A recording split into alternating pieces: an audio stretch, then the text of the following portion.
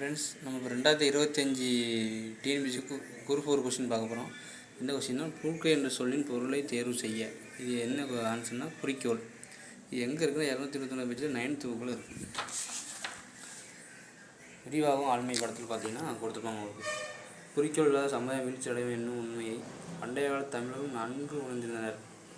குறிக்கோள் இல்லாமல் வெறும் சதைப்பிண்டம் என்பதை பூட்கை இல்லான் யாக்கை போல என்னும் அடியுள் புலவர் ஆழ்த்துக்களார் நிலைநாட்டியிருப்பார். இது பூட்கை இல்லான் யாக்கை போல, அது எப்படின்னா குறிக்கோள் இல்லாதவன் வெறும் சதைப்பிண்டம் என்பதை குறிக்கிறது தான் இது. அதனால் ஆன்சர் குறிக்கோள். இது விரிவாக ஆழ்மையில் 9th புக்கில் கொடுத்துருப்பாங்க. இந்த கொஸ்டின் பார்த்தீங்கன்னா, உலக தமிழ் கழகத்தின் நிறுவி தலைவராக இருந்தவர் யாருன்னா தேவநாய பாவலர்.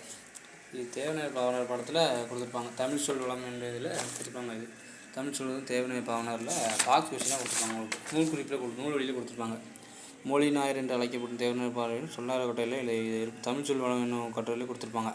உலக தமிழ் கழகத்தை நிறுவி தலைவராக இருந்தவர் தேவநாய பாவலர். இது 2025 குரூப் 4 கொஸ்டினில் கேட்ட கொஸ்டின்.